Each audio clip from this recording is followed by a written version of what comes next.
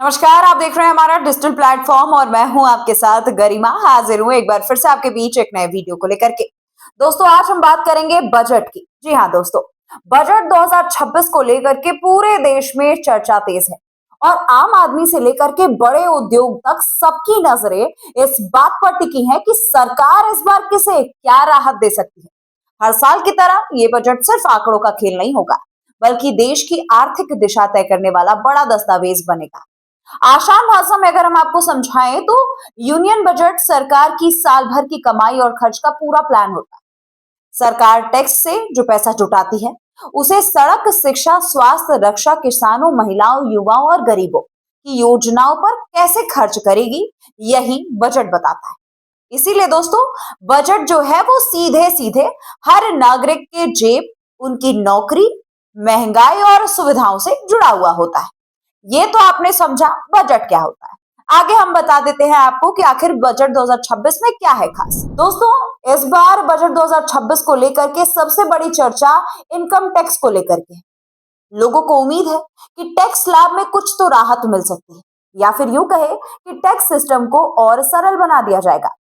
पिछले कुछ सालों से सरकार जो है वो टैक्स नियमों को आसान करने की बात कहती है, ताकि आम लोग बिना किसी डर और बिना किसी झंझट के टैक्स भर सके। उम्मीद ये भी है कि मिडिल क्लास को कुछ अतिरिक्त छूट मिले, जिससे उनकी बचत बढ़ जाए और खर्च करने की जो क्षमता है वो बढ़े, क्योंकि जब लोग खर्च करते हैं तो बाजार और अर्थव्यवस्था दोनों को रफ्तार मिलने लगती है। दोस्तों, स्वास्थ्य सेक्टर जो है वो भी इस बार बजट से बड़ी उम्मीदें लगाए बैठा है। मांग ये है कि इलाज को सस्ता बनाने पर फोकस बढ़े, डिजिटल हेल्थ, आधुनिक तकनीक और मेडिकल उपकरणों पर टैक्स कम करने जैसी मांगे सामने आ रही हैं।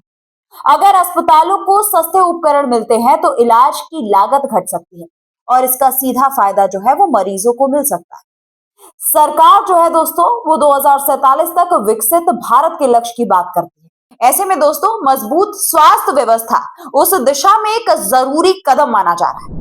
ट्रैवल और टूरिज्म इंडस्ट्री भी चाहती है दोस्तों कि विदेश यात्रा पर लगने वाले टैक्स कलेक्शन एक्ट सोर्स यानी कि टीएससीएस के नियम आसान किए जाए।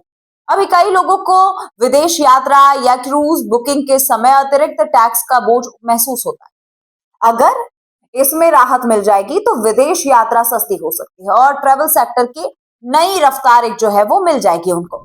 दोस्तों, अगर हम बात करें एविएशन सेक्टर की, तो एविएशन सेक्टर की जो नजर है वो खास तौर पर एविएशन टरबाइन फ्लू यानी कि एटीएफ पर है। एयरलाइंस लंबे समय से ये मांग कर रही है कि एटीएफ और जीएसटी के दायरे में लाया जाए। एयरलाइंस लंबे समय से मांग कर रही है कि एटीएफ को जीएसटी के दायरे में लाया जाए।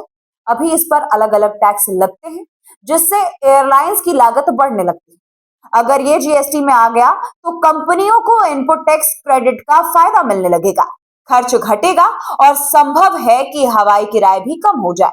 इससे आम यात्रियों को राहत मिल सकती है और हवाई यात्रा और ज्यादा लोगों की पहुंच में आ सकती है। क्रिप्टो करेंसी निवेशकों की भी नजर बजट पर टिकी है।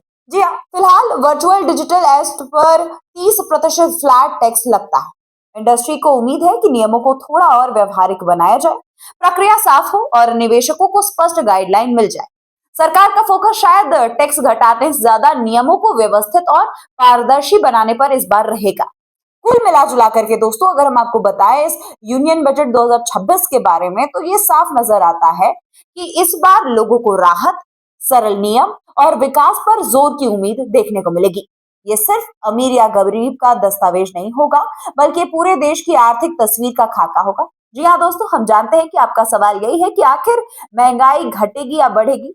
महंगाई कितनी घटती है, महंगाई कितनी बढ़ती है, ये तो अब आने वाला बजट जो कि 1 फरवरी को आ रहा है तभी कंफर्म होगा। तब तक के लिए आप बने रहिए हमारे साथ, देखते रहिए हमारा चैनल। जय हिंद, जय भारत।